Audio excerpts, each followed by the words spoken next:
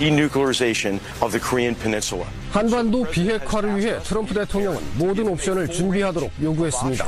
To remove that threat. 이른바 4월 북폭설 루머까지 돌 정도로 어느 때보다 한반도 내 긴장이 높아지는 상황에서 칼빈 스노의 한반도 이동은 동해 일대에서 준비 태세를 유지하기 위한 수단이라고 발표했습니다. 이러다 전쟁 나는 거 아니냐. 어제 하루 종일 SNS를 중심으로 여론이 들썩들썩했습니다. 이유인 즉슨 앞에서 설명드렸듯이 미국이 호주로 향하던 칼 빈슨 항공모함의 방향을 튼 겁니다. 갑자기 틀어서 한반도로 향하고 있다. 이런 뉴스가 전해진 거죠. 항공모함이라는 게요. 전투기를 포함해서 비행기 한 80여 대를 싣고 다닙니다. 그리고 대형 전투함인 순양함 2척, 또 미사일 발사가 가능한 구축함 2척, 거기다가 핵추진 잠수함이 함께 따라다닙니다. 그러니까 어지간한 한 나라의 군사력이 움직인다. 이렇게 보시면 됩니다. 북한이 4월에 핵실험에 나설지 모른다고 하고 미국은 모든 옵션, 모든 가능성을 테이블 위에 올려놨다고 하고 예정에도 없던 항공모함은 온다고 하고 이러다 보니까 이게 불안한 정서가 생길 수밖에 없는 상황이죠. 자, 전문가 만나봅니다. 이종석 전 통일부 장관 연결을 해보죠. 이종석 장관님 안녕하세요. 예, 안녕하십니까. 그러니까 미중 정상회담 직후 아닙니까? 예. 미중 정상회담에서 분명히 우리 북한 이야기, 북핵 이야기를 했던 거고 그러자마자 칼빈슨호는 한반도로 온다고 하고 이게 지금 예사로운 상황이 아닌 건 분명해요. 예, 지금 사실 상당히 위기 상황이 좀 아니냐 이런 얘기들을 하고 있고요. 예. 또 어느 정도는 그런데 지난달부터 이제 북핵 실험 가능성이 점쳐져 왔지 않습니까? 그렇죠. 아직까지 어떻게 될지 모르지만 근데 이런 상황에서 미중 정상회담에서 이제 서로 의견 일치가 전혀 없었기 때문에 네. 이런 상황에서 칼빈슨호가 이제 한반도로 이제 방향을 트니까 아무래도 긴장이 고조될 수밖에 없죠. 그렇죠. 특히 이제 그 칼빈슨호가 아시는 것처럼 미군의 시리아 폭격 있은 직후에 또 이렇게 이 한반도 행이 보도가 되고 있고 예. 또 트럼프 대통령을 비롯해가지고 미국 지도자들이 지금 북한 핵에 대해서 강정 발언을 지금 잇따라 하는 상황이니까. 그렇죠. 그러다 보니까 사실은 칼빈슨호가 한반도 쪽을 향해서 어떤 일을 할지는 모르지만 이거와 상관없이 이미 위기고조 요인으로 그 자체가 작용하고 있다 이렇게 볼 수 있습니다. 그러니까 미국이 지금 주시하고 있는 곳이 시리아와 북한인데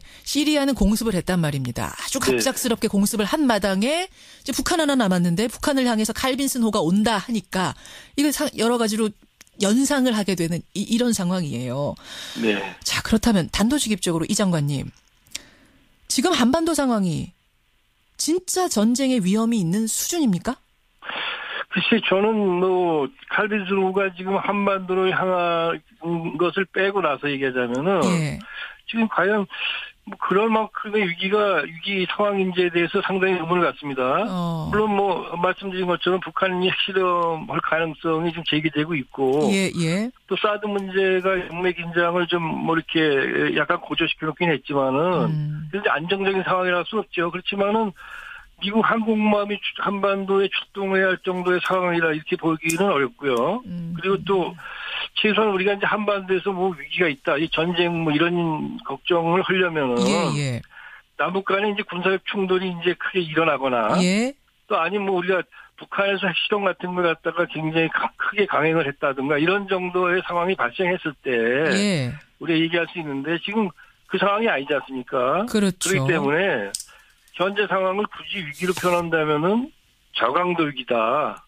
그런데 문제는 이런 저강도 위기에서 칼빈슨호가 한반도를 향함으로써 오히려 인위적으로 이게 고강도 위기로 끌어올려지는 느낌 같은 걸 받습니다. 저강도 위기인데 오히려 칼빈슨호가 방향을 틀면서 고강도 위기를 만들어버렸다고요? 그럴 위험성을 갖고 있다는 거죠. 지금 아직 그렇다는 뜻이 아니라 왜냐하면 만약에 칼빈슨호가 정말 북핵 실험에 대비해서 군사적 시위를 하기 위해서 이동하는 거라면은 이건 좀 우려가 됩니다. 왜냐하면은 강대강을 부딪혀가지고 이게 그러면 굴복하는 게 북한이 아니지 않습니까? 그래서 북한이 만약에 미국의 이런 군사적 시위에 대해서 이거 아랑곳하지 않고 핵실험을 할 가능성이 굉장히 높은데요. 만약에 핵실험을 했다고 치면 그러면 고강도 군사적 시위를 미국이 하는 가운데 북한이 핵실험을 했다면은 미국이 아무런 조치 없이 물러서기가 어려운 거 아닙니까? 어렵죠. 결국은 미국 자체가 위통수를 만드는 거거든요, 상황을. 하하. 그러니까 미국이 지금까지 아니 뭐 북한이 지금 핵실험을 한 것도 아니고 더욱 이 핵실험을 한다 하면은 유엔에서 1년의 제재 조치를 향한 1년의 과정을 거치면서 그다음에 어떤 미국도 거기에 따라서 어떤 행동을 해야 되는 거 아니겠습니까? 그렇죠. 그런데 미리 와서 이렇게 얘기한다는 건 더욱이 뭐 아직 그 실험을 하지 않은 상태에서 이게 사실은 경고를 준다고 얘기할지 모르지만 자칫하면 이거 자체가 굉장히 위험한 위통수 상황이 된다. 그런 점에서 미국이 이 점을 유념해야 되고 또 미국이 잘못하면 위기를 억제하고 관리하기보다는 증폭시키고 있다.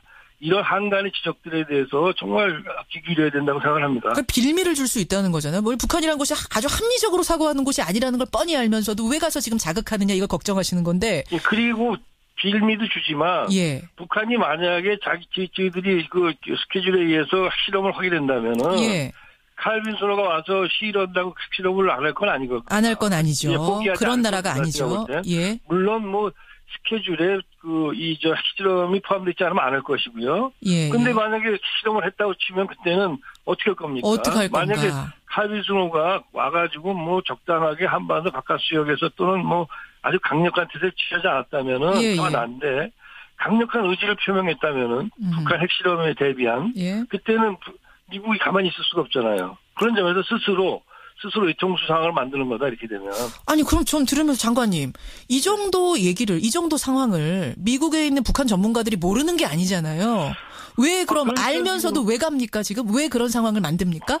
이유가 뭐예요? 그러니까 이제 미국 사람들은 한반도에서 위기가 고조되고 그것이 만약에 전쟁이나 이런 걸 나갔을 때 그것이 어느 정도의 재앙이냐 하는 거에 대해서 많은 미국 사람들이 알고 있어요. 그런데 지금 트럼프 정부는 그걸 정확하게 알고 있는지 또 우리만큼 절실하지가 않지 않습니까? 우리만큼 그런 게 항상 걱정이 되죠. 그러니까 미국 트럼프 정부에서 지금 북한 문제 담당하고 있는 사람들이 도대체 어떤 사람들인지 정확히 모르는 상황이군요. 그분들이 지금 정부를 구성한 지 얼마 되지 않지 않았습니까? 근데 그분들이 정말 뭐 오바마 정부의 전략적인에 대해서 실패했다고 한 것까지는 뭐 그럴 수 있는데 그러면 어떤 정책을 쓴다면 나름대로 검토도 해야 되고 뭐 조문하시거나 북한하고도 얘기를 해봐야 되지 않습니까? 근데 이런 일련의 과정이 없이 지금 나오니까 걱정이 되죠. 이분들이 어떤 분들인지 저도 잘 모르겠고. 그래요. 그 중국하고 이제 미중 정상회담에서 얘기가 잘 안 풀렸기 때문에 중국을 압박하기 위해서 진짜 무슨 선제 타격을 하기 위해서 오는 게 아니라 압박하기 위해서 중국아 저 핵 문제 좀 잘 풀어봐라라는 메시지를 보내기 위해서 슬슬 이동하고 있는 거다라는 해석들을 많이 하시던데. 그러니까 메시지 치고는 너무나 값비싸고 그다음에 너무나 무모한 메시지죠. 위험한 중국이 메시지. 우리가 역사적으로 중국이나 뭐 북한이나 또 미국이나 서로 이 핵 문제를 가지고 오랫동안 다뤄왔지 않습니까? 그렇죠. 해봤고 그 속에서 중국이 이런 그 시위에 대해서 그 메시지라고 생각하고 움직이려는 아니잖아요. 자기네들이 어떤 자기들 국익이 있고 뜻이 있으니까 지난번에 트럼프하고 회담에서도 서로 안 맞은 거 아닙니까? 맞아요. 그런 상황인데 이거 움직인다고 해서 중국이 알겠습니다. 우리가 알아서 북한 문제는 잘 처리할게. 이럴 상황이 안 될 것 같다. 그래서 걱정이다 이 말씀. 참 북한 핵실험 그나저나 할까요? 6차 핵실험 이 상황에서? 그거는 뭐 누구도 장담할 수가 없다고 봅니다. 그 부분은 일단은 이제 서방이나 또는 이제 중국의 입장이 북한에 전달되는 것도 중요할 테지만 북한이 가지고 있는 스케줄이 있겠죠. 북한 스케줄대로 간다. 그들의 어떤 진법을 우리가 다 알지 못하기 때문에 정확하게는 알 수 없지만은 아무튼 상대방이 핵실험을 할 수 있도록 더 부추기는 듯한 느낌을 주면 안 된다. 또 한 가지는요, 장관님. 지금 미국 시민권자가 우리나라에 많이 들어와 있잖아요. 30만 명 된다고 하죠. 이런 상황에서 미국 국민이 있는 상황에서 미국이 뭔가를 할 수 있어요? 그러니까 지금 94년도에도 한번 영변 핵시설 폭격 얘기가 나오지 않았습니까? 그 당시에 이제 미국이 이 계획을 포기했던 건 크게 두 가지인데요. 하나는 영변을 폭격했을 때는 이제 전면전으로 갈 것이다. 북한이 가만히 안 있으니까. 그렇죠. 그 경우에 이제 보면은 전쟁이 나고도 한 3개월 정도 안에 미군이 한 5만 2천 명, 한국군이 49만 명이 전사한다. 민간인은 어마어마하겠죠. 그렇죠. 그래서 이제 포기를 했는데 그런 점에서 아직 미국이 여러 가지로 이제 미국 시민들의 어떤 안전, 그다음에 한국인의 안전도 생각할 것이고 또 하나는 그 당시에 이제 한국 정부가 강력하게 반대를 했습니다. 예. 북에 대해서는. 예. 그래서 지금도 역시 미국이 그렇게 생각할 가능성은 높지만 그러나 한국 정부가 예. 이 문제에 대해서 명확하게 미국한테 선제 타격은 안 된다라고 전달하지 않으면 그렇죠. 우리가 미국이 어떤 일을 할 수 있는지는 우리가 장담할 수 있는 건 아닙니다. 미국이 안 할 것이다 이렇게 얘기할 수는 없는 것이고 다만 한국 정부나 또는 조야에서 이 문제에 대한 명확한 인식, 절대 선제 타격은 안 된다. 이런 이제 입장을 강력하게 가지고 주장해야 된다. 예. 청취자 7429님도 우리는 지금 뭐 한대요? 우리 정부는 지금 뭐 하고 있습니까? 정말 한심합니다. 이런 문자가 많이 들어오는데 저는 이 상황 돌아가는 걸 보면서 우리 사실상 지금 권력 공백기인데 네.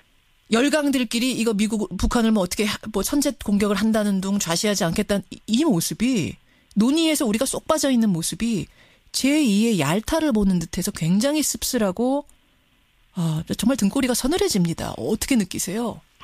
예, 지금 사실 한반도라는 거는 우리 한국인의 차갈 터전이고 생존 공간 아닙니까? 물론이죠. 그러니까 뭐 이거는 누구라도 미국도 마찬가지인데 대북 선제 공격은 한국민의 동의 없이 안 되는 거죠. 제일 피해가 큰 건 우리 아닙니까? 무슨 일 벌어지면. 근데 그거에 대해서 우리가 절박하게 인식해야 됩니다. 언론도 마찬가지고요. 예. 이게 좀 중계방송식으로 보도할 수 있는 거 아니지 않습니까? 물론입니다. 이제 절박하게 한반도 거주민의 일원으로서 이 위험 상황에 대해서 국내외에서 인식하도록 노력을 해야 되고 그래서 정확하게 문제를 제기해야 되고 우리 정부 같은 경우도 좀 걱정이 많습니다. 이 정부가 과연 미국에서 이렇게 밀어붙이는 거에 따라 지금까지 거의 맞장구만 쳐하는데 미국 하는 거에 이거 지금 뭐 예를 들어서 더 강하게 나왔을 때 과연 제대로 얘기할 수 있을까? 지금 현재 선거 국면이라서 사실은 미국 정부가 한국이 선거 국면이기 때문에 지금 굉장히 취약계 아닙니까?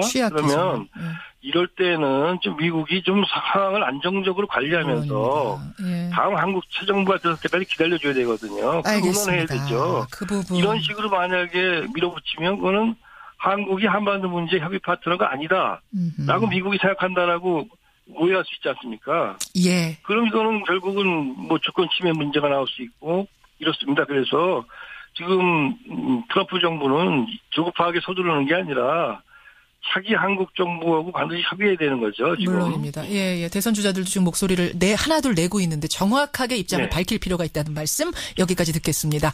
이종석 장관님 고맙습니다. 예. 이종석 전 통일부 장관이었습니다.